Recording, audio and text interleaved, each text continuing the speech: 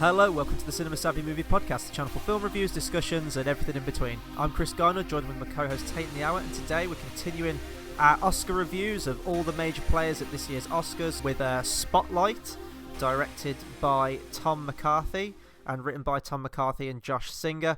All-star cast in this one. You've got Ruffalo, who's been nominated for Best Supporting Actor. You've got Keaton, Rachel McAdams, loads more that we're going to talk about in this review. So yeah, we've got this one and Trumbo to do. These are sort of our last two reviews to get out before the Oscars. And this one's been nominated for quite a lot, actually. Yeah, it's been nominated for 6. It's up for Best Film Editing, Best Supporting Actor in Ruffalo, as I just said, Best Supporting Actress for McAdams, Best Original Screenplay, Best Director, and Best Picture. So this is sort of has the chance to run the gamut with the awards, whether it will or not. It's also got onto IMDb's. It's 171st best film on IMDb, apparently. Oh wow! Okay, so it's already climbing up on the charts on that. Yeah. So whether this one's going to be a sleeper hit at the Oscars, we're unsure. I hope it does pick up something, because I know we're going to go into the review now, but I do think it deserves to win something, as I think this was definitely one of the strongest films at this year's Oscars. I know there's things you cannot tell me, but I also know there's a story here, and I think everybody will hear about it. Do you think your paper has the resources to take that on? I do. Do you? The Boston priests molested kids in 6 different parishes over the last 30 years. The church found out about it and did nothing. We haven't committed any long-term investigative resources to the case. No, we haven't. And that's the kind of thing your team would do. Spotlight? Guys, listen. Everybody's going to be interested in this. Obviously, the church will fight us very hard. I'm trying to get some background information. I don't want you recording this in any way, shape, or form. Nothing. We understand you've settled several cases against the church. I can't discuss that. There aren't any records of any of these settlements. Nope. When you're a poor kid from a poor family, and when a priest pays attention to you, it's a big deal. How do you say no to God? So we always usually start these things off with thoughts before going in. So personally for me, I had never heard of the true story behind this before the film came out, and then the trailers started coming out, and I thought, this movie is going to definitely ruffle a few feathers. And I actually haven't heard whether it has or not. There's not many people criticising it, or the church, or anything like that. Unless you live in Boston. Unless, yeah. Because I'm pretty sure that a lot of people from Boston, I mean, they've had 2 films of recent memory that have come out this year. Black Mass, which I'm surprised didn't make it into award season, because that film was amazing. And then Spotlight, which don't really shine a good light on Boston in general. And then you've got, what was it, The Town, the Ben Affleck movie with bank robberies just everywhere. So, and then at their rivals in New York, we got Brooklyn, which is a lovely film. Yeah, it is. By the way, if you haven't already, Brooklyn. Please do yourself a favour and go see Brooklyn. Seriously, if you're watching our live stream, there's no point. You may as well go see Brooklyn instead. But legit, watch our live stream and go see Brooklyn. That is just the perfect combo for a weekend. Oh, definitely. Also, speaking of the live stream, I'll go into that more in depth after we finish the review. So, what about you then for thoughts before going in? Did you know much about the actual story behind this, or were you more just interested by the trailers or the cast? I saw the trailer and thought, this is going to be a very boring movie. I thought this is going to be one of those movies that's obviously going to get nominated for a lot of Oscars, and it's going to be very boring, and I'm just going to sit through it and be bored. But in the end, people will say, oh yeah, it's an okay movie. Like, no one's going to criticize it and say it's a bad movie. No one's going to, like, upvote it and say, wow, it's one of the best movies of the year. People are just going to say, oh, it's a good movie. And in the end, I was pleasantly surprised. Yeah, same here. And I was sort of similar. I saw the trailer and thought, ugh, a journalism movie. This is going to be absolutely just like riveting. The Big Shorts. Ugh, a movie about banking. Yeah, absolutely. And you know what? This film could have very easily have gone that route and just, just threw out all the jargon, didn't really focus on character or anything like that, but there is a lot of character in this. There is a lot of soul to the film, even though it's, because obviously it's dealing with such a tender issue. So that brings us on to plot. So, Tayte, do you want to bring up the trusty IMDb and let us know what the plot is? Already up. The true story of how the Boston Globe uncovered the massive scandal of child molestation and cover-up within the local Catholic I can't say that word. Church. Let's say church. Yeah, just say church. Yeah. How do you actually say it? What is it? I don't have IMDb. I'm just going to try and say Arkados Diose. Say. You're speaking in tongues right now. I'm not exactly sure what that word is either. Okay, shaking the entire Catholic Church to its core. Yeah. I think that's still pretty much fitting. So, yeah, I mean, as I said, usually with these sort of films, they tend to get a lot of backlash and things like that, but I haven't heard that. Maybe it's because it is based on a true story and the whole hullabaloo did, come out about it. I'm going to have a look, actually, to see whether there was any backlash. Yeah, so I guess while you're doing that, I can sort of start going into the cast, because this film's supporting cast is one of the strongest things in this film. This makes the film.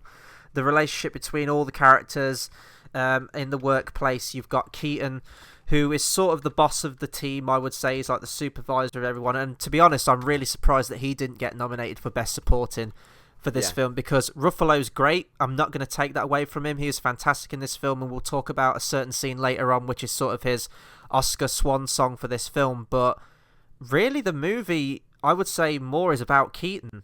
Especially when it gets to the end and when you sort of get the revelation about his character. It's really the change in him. And now every character goes through a change in this film, and I like that they put that into it as they're sort of gathering all these names together and realising the scale that, what went on with this. Yeah. But I don't know, I would have looked... Maybe it's just my personal bias on Keaton, because I think he's fantastic. I think he's one of the most underrated actors of all time. He is good. He should have won Best Actor at the Oscars for Birdman, but sadly he didn't. So I would have liked to have seen him get a little recognition from this one, but I thought he was brilliant in this film. I think almost all of the acting performances in this film is completely solid, some of them being the best in their careers. And that's just something that comes from a film which I would say was a good film. It was a very good film. But I wouldn't say that it was an outstanding film. It wasn't one that really jumped out at you. It was just one that seemed good and told a good story and was good acting and everything like that. Problem that I have with this film is the content of it didn't really hit me hard, because I've never really had any experiences with any kind of church organization or anything like that. So I wouldn't understand the repercussions. I understand the ideas behind the repercussions, and I understand that it was a terrible thing that happened. However, I can never really relate to that myself. No. And as far as the response from... Well, I looked up the response from the church for Spotlight, and it was received with mixed reviews. Some saying that it is blasphemous and that it's just kind of an attack on the church, and some people from the church saying... It's good because it brings it to light and it means that they can move on and tackle sort of issues that are still happening.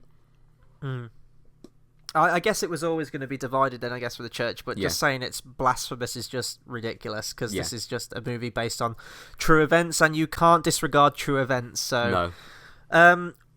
I'm sort of with you in that, is because I guess I can say I don't want to sort of get into the whole politics of it all and just religion in general, but I've never been particularly religious, so...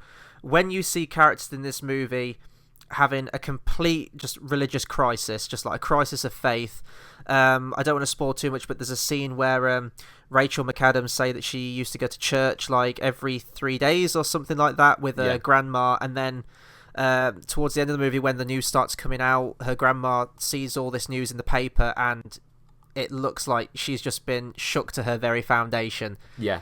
Because that's been her whole life, she, with religion and everything like that, and it is definitely for older generation. That's a big thing for them. So when you see characters acting like that in the film, and a widespread civilization population as well in Boston, I never quite had that attachment to it. Although I'm with you, I understand completely the repercussions of it. I think what hit me the most was the power that the church had. Yes. Over everything, and that was scary. I'm not going to lie. That was scary, that the fact that, this news had been already brought to the press with evidence, and it was just sort of swept under the rug. No one regarded it because they all thought it was ludicrous. That can't happen.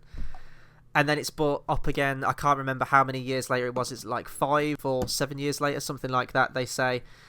And then, especially when you hit the credits, Yeah. and it lists everywhere that this went down, it does hit you hard, especially at the end. So to me, that's what had the biggest impact on me. It was more from the power that the church had.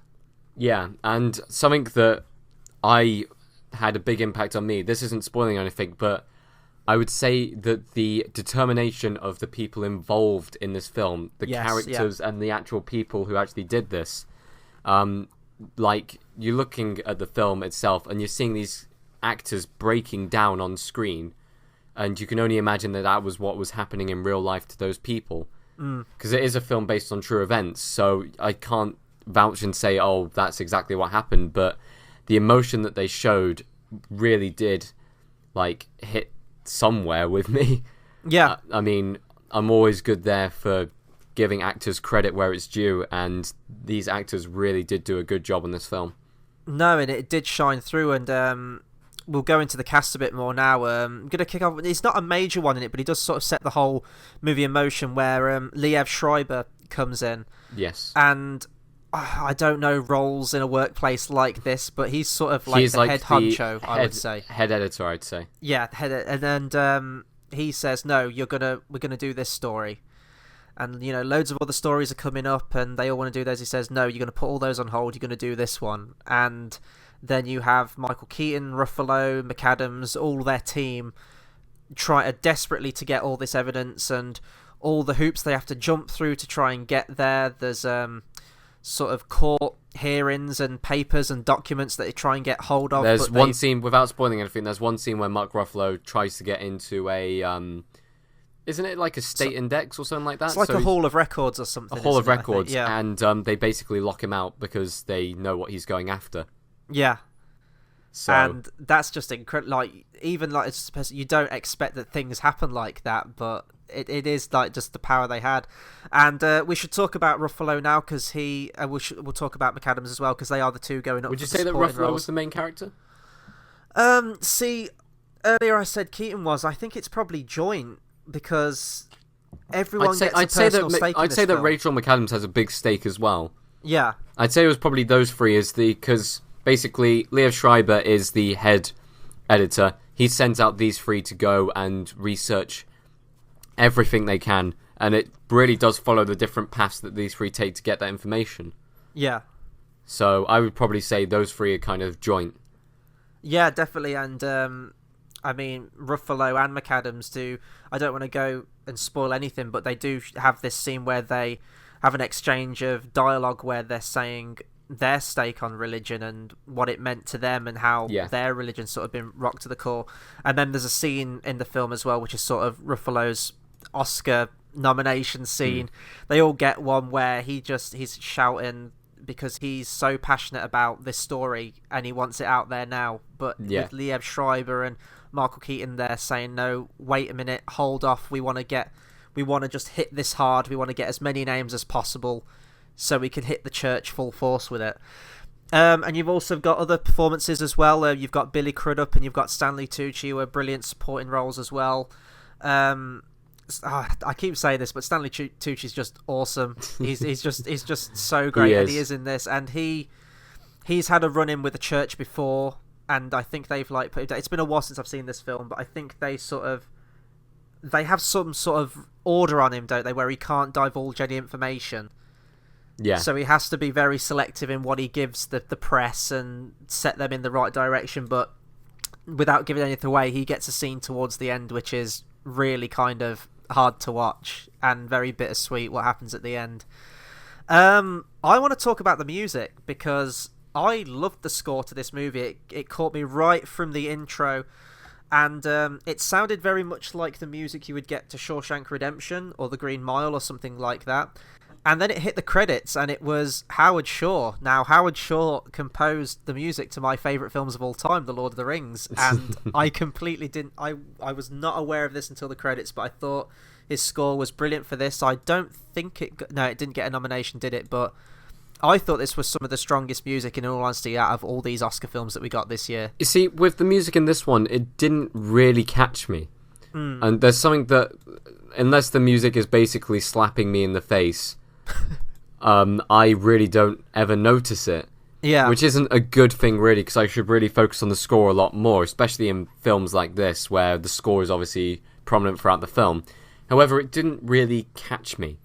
There wasn't any real silent scenes for me to take in the music and anything. And when there's music going on in the background and the people are talking, it isn't as eye-catching as when you just have music on its own. And the best way of me putting this is cinematography. Cinematography and music are the two most powerful things in a film.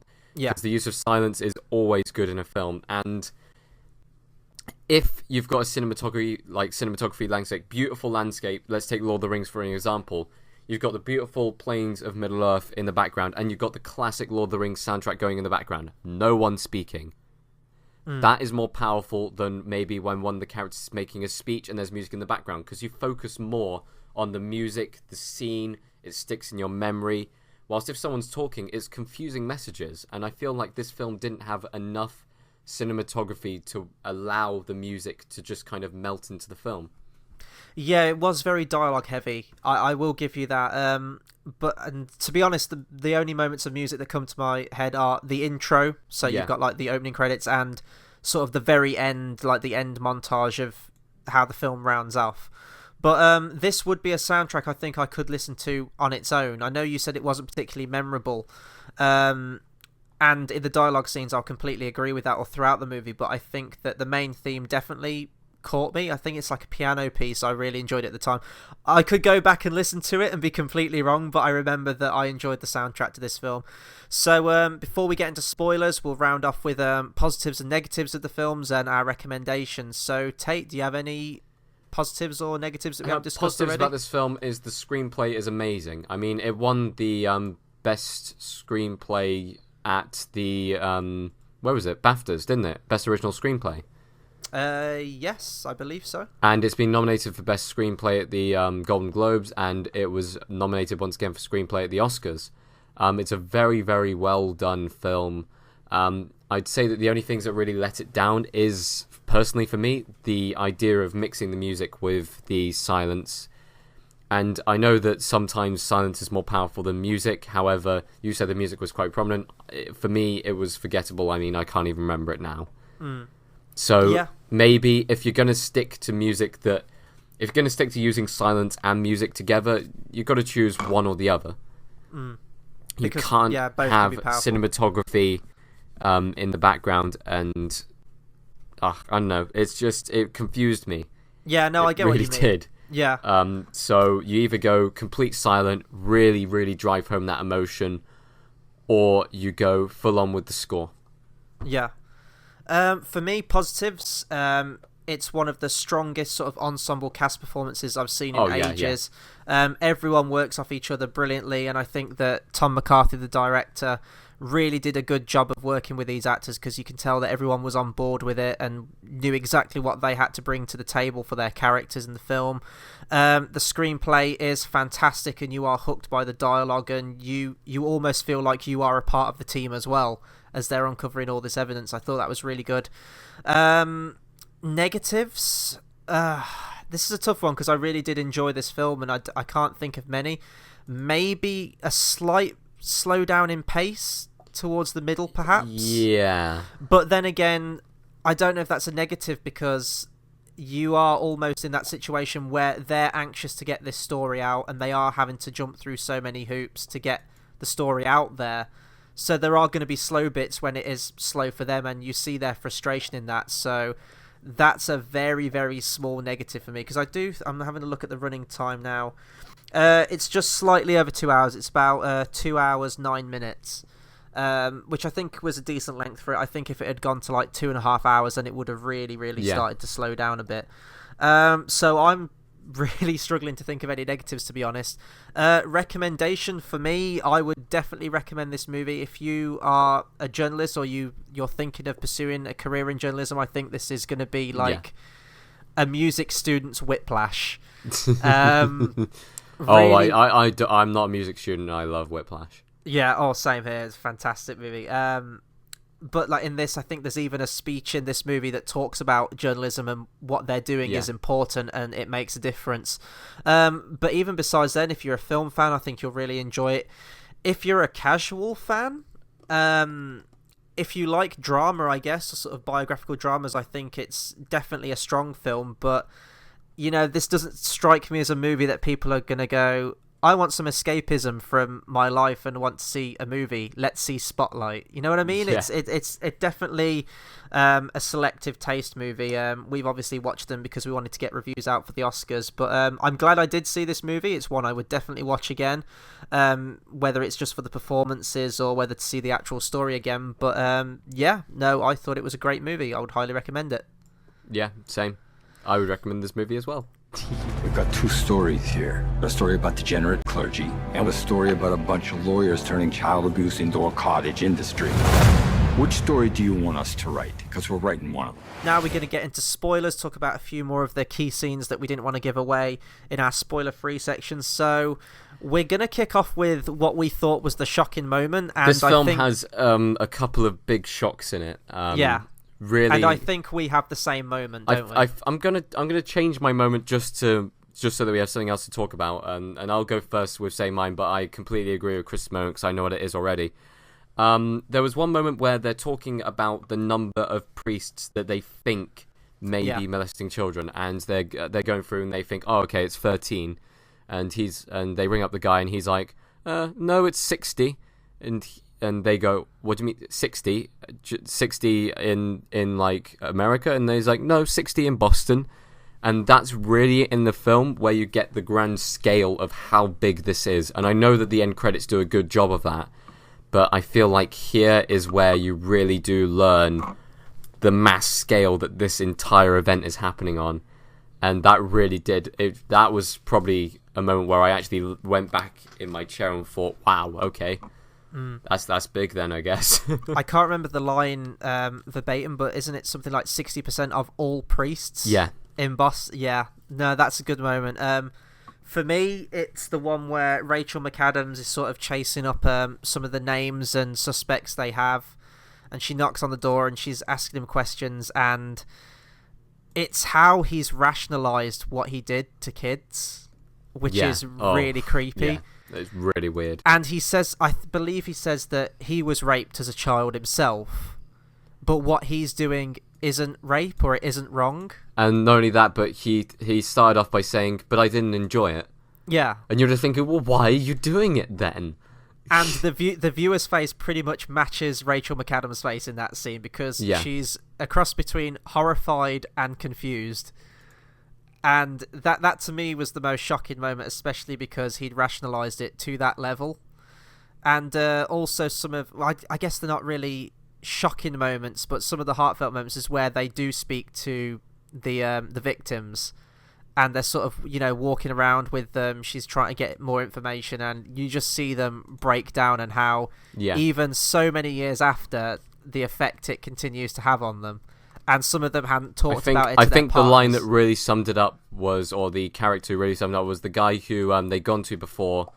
He was the guy who had been molested, and he was starting up the program to help out other people. And he says the line, you think of the preachers like they are the gods because they're the ones who are closest to holiness.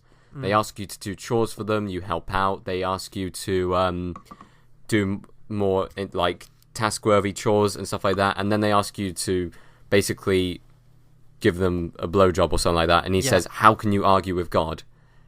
And that is really the deriving message of the film, that people had really no choice from where they were.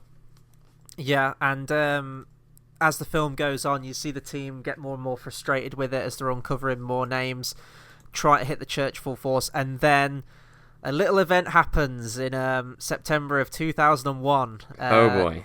Yeah, 9/11 obviously, and it's where all the crew are like standing in the room watching the TV, and they have to sort of like hang the story up for a while, don't they? Obviously, because they have to write for, you know, 9/11, what's just happened. But it's that moment where I'm watching it. Obviously, I don't know the true story, and I'm thinking, oh God, please get back to this story. Don't let this happen again like last time. And thankfully, they do get back to that. I was a bit confused with that, actually. I wasn't exactly sure how long they dropped the story for, whether it was a month, whether it was a couple of months, or whether they'd waited until the following year. But thankfully, they get back to it, and they started writing again in early 2002. Oh, did that? Okay. So it wasn't. It was a couple of months. Yeah. And then Keaton at the end, he has a list of names, and I believe he needs confirmation from a priest or from some member of the church.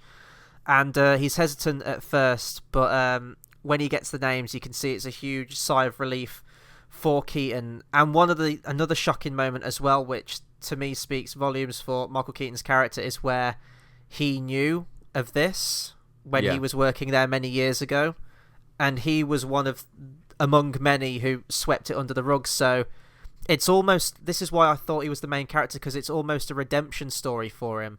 He's like, I should have done this years ago, but now it feels right, and I've helped put a stop to this, even though I should have done it ages ago. And then so that's a brilliant way to end the film with them answering the phones. There was nothing else they could have done to finish that film, and the list at the end just really hammered home the perspective of the film.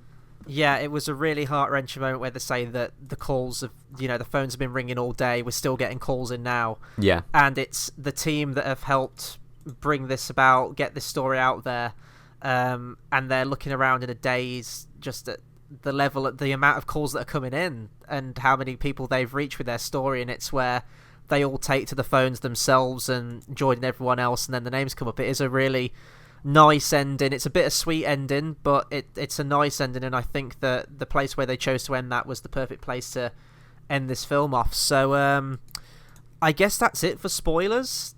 I think that's it for everything. It's not a film like we can really go in depth with like most other films, but don't take there's a slight against the movie. I love this movie. I thought it was one of the best at the Oscars this year. As I said, one I would definitely watch again, and if you just love good performances where everyone's just perfect in their roles, watch this movie, because it's just some of the best acting you'll see in a recent movie, I would say. I'm not crazy. They control everything. This is not just Boston. It's a whole country. It's a whole world. They knew, and they let it happen. It could have been you. It could have been me. It could have been any of us.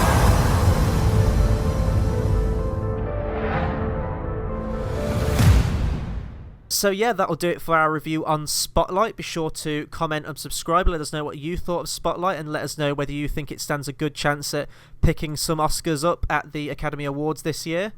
Right, Oscars live stream. Yes. So please spread the word and come along to it if you can. On the 28th of February, we'll be doing a live stream on the Oscars.